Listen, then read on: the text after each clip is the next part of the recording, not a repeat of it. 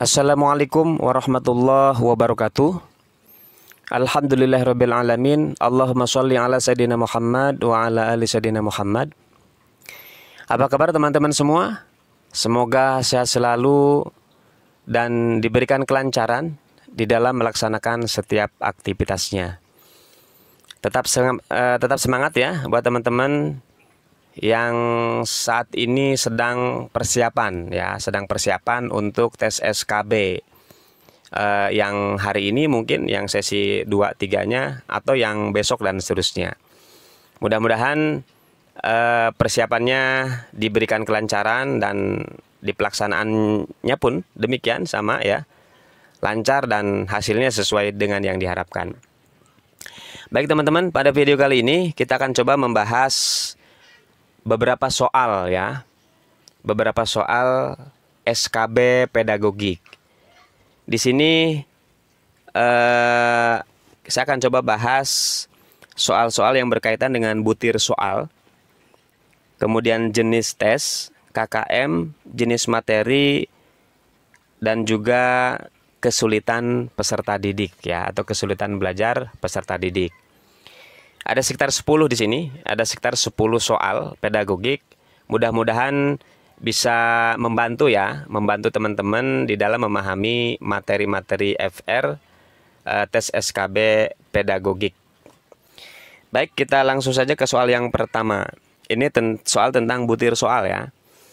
Nah, di soal yang pertama ini ada sekitar 5 ya. 5 poin. Yang 5 poin ini adalah langkah-langkah penyusunan soal-soal hot. Menyusun kisi-kisi nomor 1, yang kedua memilih stimulus, yang ketiga menganalisis KD, yang keempat membuat pedoman, yang kelimanya menulis butir pertanyaan. Nah, yang ditanyakannya adalah urutan nih, yang ditanya urutan langkah-langkah penyusunan soal-soal hot yang benar. Kira-kira dimulai dari nomor berapa dan diakhiri dengan nomor berapa.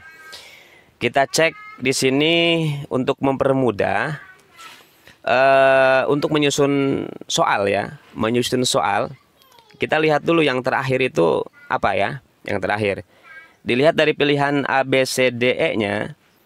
Di sini ada yang terakhirnya 4, ada yang 5, ada yang 1, 4, 5 ya.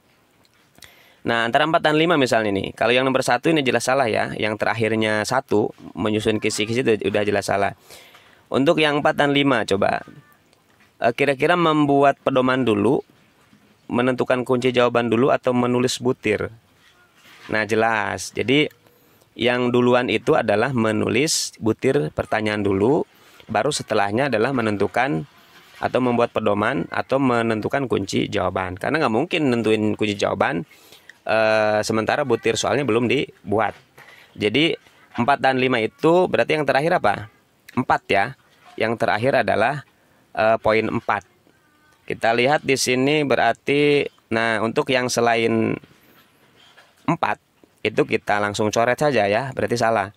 Nah, tinggal kita fokus pilihan A dan D.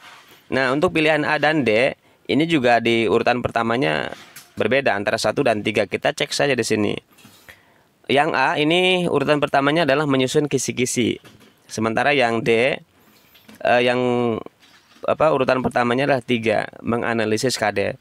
Kira-kira langkah pertama nyusun kisi-kisi dulu apa menganalisis KD? Nah, jelas ya. Yang pasti langkah pertama dalam menyusun soal itu adalah menganalisis KD terlebih dahulu. Jadi poin A kita coret salah, yang betul adalah yang D ya, 3, 1, 2, 5, dan 4. Jadi urutan langkah-langkah menyusun soal-soal hot. Pertama menganalisis KD. Kemudian yang keduanya menyusun kisi-kisi. Yang ketiga memilih stimulus. Yang keempatnya menulis butir soal. Dan yang kelimanya adalah membuat pedoman atau kunci jawaban ya.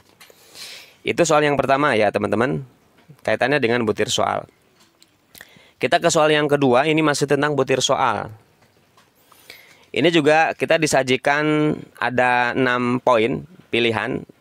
Langkah-langkah juga ini, langkah-langkah penulisan tes ya. Langkah-langkah penulisan tes.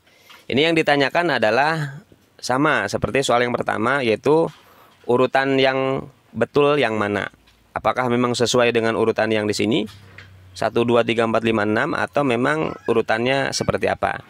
Kita cek juga di sini langkah-langkah penulisan. Kira-kira langkah pertama apa dulu?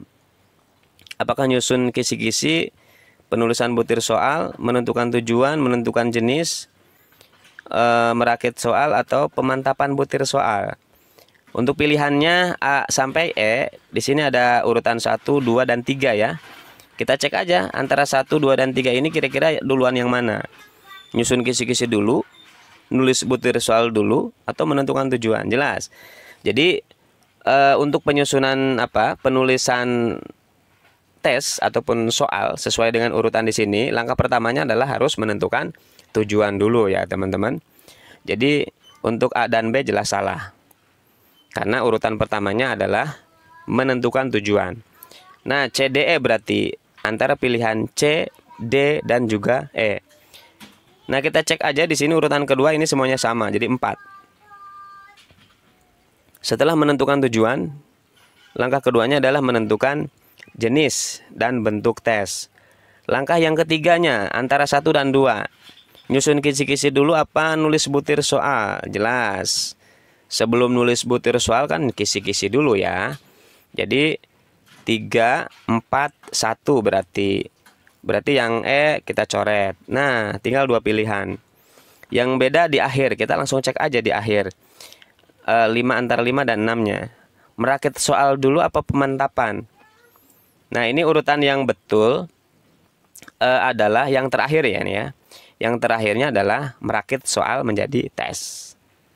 Jadi jawabannya adalah yang D ya. 3, 4, 1, 2, 6, 5. Baik teman-teman, kita lanjutkan ke soal nomor 3. Soal nomor 3 ini terkait dengan jenis tes ya. Materi jenis tes. Jenis tes itu ada berapa? Ada 3 ya. Ada 4, sorry.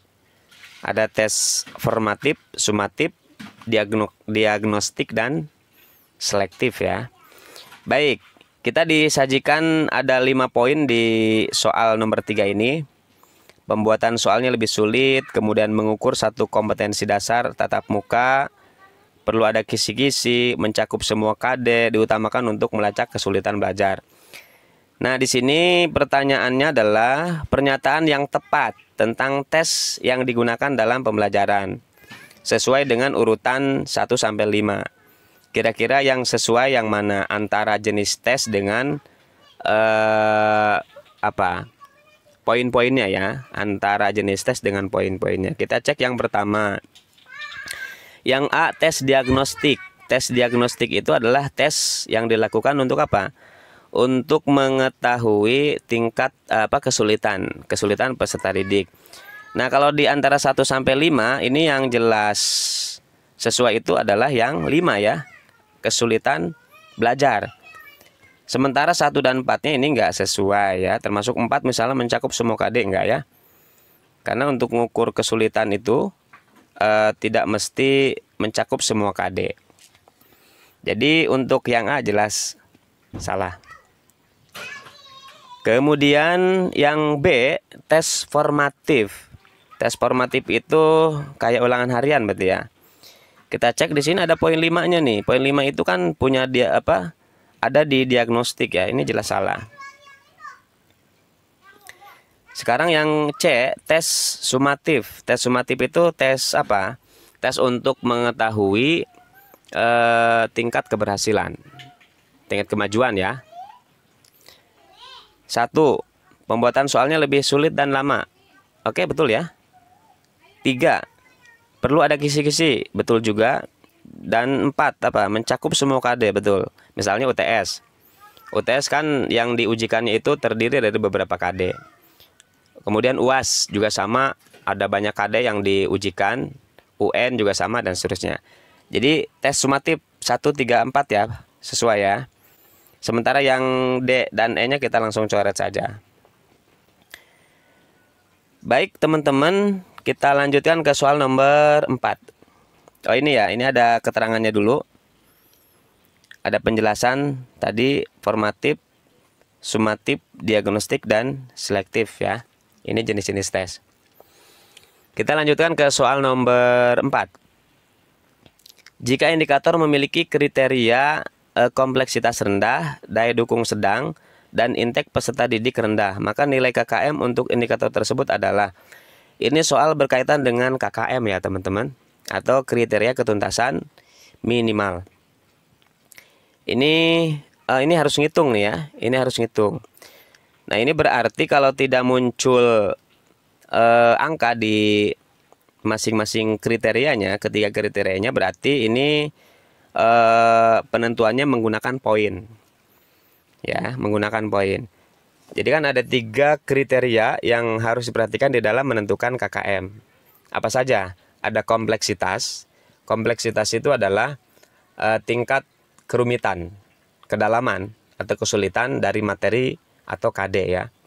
Kemudian ada yang kedua daya dukung. Daya dukung itu kaitannya dengan sarana dan prasarana, tenaga dan seterusnya. Kemudian yang ketiga, aspek yang ketiga atau kriteria yang ketiganya adalah indeks peserta didik. Indeks itu apa? Tingkat kemampuan rata-rata peserta didik. Nah, di sini di soal ini kalau misalnya kompleksitasnya rendah. Nah, untuk kompleksitas itu perlu kita tahu nih untuk penentuan poinnya ya. Untuk kompleksitas ini berbeda atau berkebalikan dari poin pada 2 aspek yang lainnya, daya dukung dan daya dukung dan indeks ya. Jadi kalau kompleksitas poinnya kan dari tinggi, sedang, rendah. Ini diberikan nilai kebalikannya. Artinya kalau tinggi harusnya tinggi juga kan poinnya, ini enggak. Jadi tinggi itu 1, sedang itu 2, 3 itu rendah atau rendah itu 3 ya. Itu untuk kompleksitas. Kalau untuk daya dukung dan indeks itu poinnya menyesuaikan dengan tingkatan. Tinggi 3, sedang 2, rendah 1. Kita lihat di sini kompleksitas rendah. Atau kita cek dulu aja jawabannya. Nah, di sini jawabannya adalah yang B ya, 67. Nah, kita lihat kompleksitas rendah itu 3. Ya, rendah itu 3 ya untuk kompleksitas. Lalu daya dukung sedang berarti berapa? 2 ya. Kemudian indeknya rendah berarti 1. Kita coba hitung di sini. Nah, ini cara ngitungnya ya, teman-teman. Jadi poin-poinnya kita jumlahkan kemudian dibagi 9. 3 ditambah 2 tambah 1 dibagi 9. Kemudian hasilnya dikali 100. Diperoleh 66,66. Dibulatkan menjadi 67. Jadi jawabannya adalah 67 ya teman-teman. Oke, kita ke soal berikutnya. Soal nomor 5 ini masih tentang KKM. Jika indikator memiliki kriteria kompleksitas tinggi, ini masih sama dengan yang tadi ya, cuman beda soal nih. Beda pertanyaan maksudnya.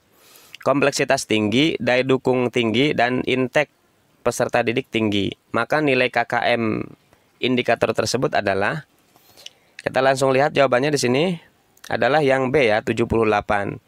Kita cek di sini kompleksitas tinggi berarti nilainya 1 atau poinnya 1. Daya dukung tinggi berarti 3 ya. Kemudian indeknya tinggi juga berarti 3. Kita hitung 1 ditambah 3 tambah 3. Berapa itu? 7 ya. 7 dibagi 9 dikali 100 hasilnya 77,8. Kalau dibulatkan menjadi 78 ya. Oke. Itu soal yang nomor 5 ya, teman-teman. Nah, soal yang berikutnya, soal nomor 6, ini masih tentang KKM. Guru atau kelompok guru menetapkan KKM mata pelajaran dengan mempertimbangkan 3 aspek kriteria. Tadi di sebelumnya sudah ada ya, di soal sebelumnya. Kita cek saja di sini kompleksitas, atau gini aja, langsung aja nih. 3 kriteria itu apa aja? Kompleksitas, daya dukung, dan apa? Dan indeks peserta didik ya. Kompleksitas, daya dukung, dan indeks. Jadi jawabannya adalah yang C ya. Oke, jawabannya yang C. A salah, ada rutinitas. Rutinitas nggak ada. Yang D sama E di sini ada daya dukung dan intake, dua-duanya betul. Cuman harusnya kan ada 3 ya, kurang 1. Baik, itu soal nomor 6. Kita lanjutkan ke soal berikutnya. Soal nomor 7 masih tentang KKM, teman-teman. Berikut ini merupakan prinsip dalam penetapan KKM. Di KKM itu kan ada prinsip-prinsip yang harus diperhatikan. Ya, ada beberapa prinsip. Nah, kecuali berarti yang bukan. Kita cek di sini, prinsip yang pertama dilakukan melalui analisis ketuntasan belajar minimal pada setiap indikator dengan memperhatikan, nah ini kompleksitas, betul ya. Berarti ini salah. Karena pertanyaannya kecuali. Yang kedua, KKM KD merupakan rata-rata dari KKM indikator, betul ya. Berarti salah juga karena kecuali. Yang ketiga, KKM SK merupakan rata-rata dari KKM KD, betul ya. Berarti salah karena kecuali. Nah, yang D, KKM mata pelajaran merupakan rata-rata dari semua KKM SK yang terdapat dalam 1 semester atau 1 tahun pelajaran dan tidak perlu dicantumkan. Nah, di sini ada kata tidak perlu nih ya. Nah, berarti ini jawabannya ya, teman-teman. Karena KKM itu kan harus dicantumkan di rapot ya. Berarti jawabannya adalah yang D. Sementara yang E ini termasuk juga ya, termasuk prinsip dalam penetapan KKM. Baik, kita lanjutkan ke soal nomor 8. Ini tentang jenis materi. Seorang peserta didik diminta untuk mengerjakan tugas. Seorang dari peserta didik menunjukkan hasil pekerjaannya kepada guru. Peserta didik tersebut menuliskan 5 kali 5 sama dengan 10 di dalam lembar kerjanya. Jenis kesalahan yang dilakukan peserta didik tersebut adalah, nah kita tahu bahwa ada beberapa jenis materi ya. Ada konsep, ada prosedur, ada penerapan, hubungan, dan juga penyimpulan. Ya, atau ada konsep, prosedur, itu ya yang biasa diterapkan di kaitannya dengan materi ya, materi pembelajaran atau jenis-jenisnya. Nah, kita lihat di sini, kita coba tandai dulu nih. Kata kuncinya adalah peserta didik menuliskan 5 kali 5 sama dengan 10. Ya, harusnya berapa? 5 kali 5 harusnya 25. Ini 10. Nah, ini kalau kita lihat berarti peserta didik ini dia nggak ngerti ya. Nggak paham. Ya kan? Tidak paham. 5 kali 5 harusnya dikalikan, ini sepertinya dijumlahkan. Nah, kalau kita coba simpulkan dari ilustrasi ini, dari cerita ini, berarti siswa tersebut memang dia tidak menguasai materi ya. Tidak menguasai materi. Atau secara konsep dia tidak paham. Berarti jawabannya adalah konsep ya. Bukan prosedur, bukan penerapan, bukan hubungan, dan juga bukan penyimpulan. Karena kalau prosedur itu kaitannya dengan tahapan-tahapan biasanya. Ya, ada langkah-langkah, ada urutan 1, 2, 3 dan seterusnya. Ketika misalkan ada siswa nggak bisa mengurutkan tahapan yang sudah ditetapkan, berarti ada masalah di prosedur tadi. Sementara kalau untuk penerapan ini berarti apa? Ada proses pengaplikasian dari teori ke praktek atau pelaksanaan. Kalau misalkan ada siswa secara teori ketika ditanya dia tahu, tapi ketika mempraktekkan dia nggak bisa, berarti ada masalah di penerapan. Kalau hubungan berarti dikaitkan dengan yang lain gitu ya. Pemahaman teorinya dikaitkan dengan yang lain, kira-kira bisa menghubungkan atau tidak. Kalau penyimpulan, nah ini kesimpulan, menyimpulkan berarti. Baik teman-teman, itu soal tentang jenis materi ya, soal yang ke-8. Kita lanjut ke soal berikutnya, soal ke-9. Ini terkait dengan KKM lagi nih. Dapat digunakan sebagai bagian komponen dalam melakukan evaluasi program pembelajaran yang dilaksanakan di sekolah. Merupakan A. Pengertian KKM, fungsi KKM, prinsip KKM, tujuan KKM, atau E. Langkah-langkah penetapan KKM. Coba kita garis bawahi kata kuncinya di sini ada bagian komponen. Jadi sebagai komponen di dalam evaluasi program pembelajaran. Kira-kira ini sebagai apa teman-teman? Oke ya. Ini bagian komponen atau sebagai komponen dalam evaluasi program pembelajaran adalah salah satu dari fungsi ya. Salah satu fungsi dari KKM, bukan pengertian, bukan prinsip, bukan tujuan, apalagi langkah-langkah ya. Jadi salah satu fungsi KKM adalah sebagai komponen di dalam evaluasi program pembelajaran. Ada yang lain misalnya apa fungsi KKM yang lain sebagai acuan bagi pendidik untuk melakukan penilaian. Kemudian sebagai acuan bagi peserta didik untuk apa? Untuk mempersiapkan diri mengikuti proses penilaian tadi ya yang akan dilaksanakan oleh guru. Kalau prinsip tadi di soal sebelumnya ada ya, tapi bukan poin ini ya. Lalu tujuan pun bukan ya, langkah-langkah juga bukan. Baik teman-teman, kita lanjutkan ke soal nomor 10. Ini tentang masalah peserta didik ya. Kita lihat soalnya. Seorang peserta didik ketika ditunjuk mengerjakan soal di papan tulis selalu menolak dan tidak berani. Namun demikian, setiap kali ulangan harian dilaksanakan, peserta didik tersebut selalu memperoleh nilai tertinggi di antara teman-temannya. Kira-kira apa yang harus dilakukan guru? Nah, ini ada masalah berarti ya.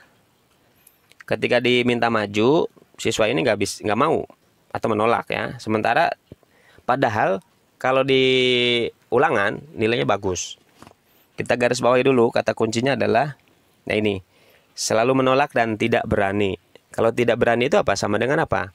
Sama dengan tidak percaya diri. Langsung kita lihat aja pilihan jawabannya, yang ada percaya dirinya, berarti yang C ya, membangun rasa percaya diri. Kalau yang akan membangun motivasi bukan ya, karena nggak semangat. Buktinya kan di ulangan harian soalnya bagus. Bukan pula misalnya meminta peserta didik untuk naik mengerjakan soal, ini juga jelas salah. Kemudian merangsang minat, juga bukan persoalan minat di sini. Lalu mencontohkan soal kepada peserta didik, bukan juga. Karena di soal di ulangan harian nilainya bagus gitu ya. Tapi hanya ada persoalan di masalah percaya dirinya, kepercayaan diri atau keberaniannya gitu ya. Baik teman-teman, itu soal 10 soal ya, 10 soal pedagogik yang bisa dibahas di video kali ini. Mudah-mudahan bermanfaat ya untuk teman-teman yang sedang mempersiapkan diri tes SKB di hari keberapa besok ya, hari besok dan seterusnya. Kalau ada saran, ada masukan, termasuk juga ada request misalnya dibuatkan video membahas apa gitu ya, itu nanti coba disampaikan di kolom komentar ya teman-teman. Baik, itu saja. Tetap semangat bagi teman-teman yang sedang persiapan tes SKB. Mudah-mudahan di pelaksanaan tesnya diberikan kemudahan, diberikan kelancaran, dan hasilnya mendapat nilai tertinggi ya. Mendapatkan nilai tertinggi, dan setelah diakumulasi, diintegrasikan dengan nilai SKD-nya dapat peringkat 1. Baik, semangat ya teman-teman. Amin ya, amin ya robbal alamin. Terima kasih. Assalamualaikum warahmatullahi wabarakatuh.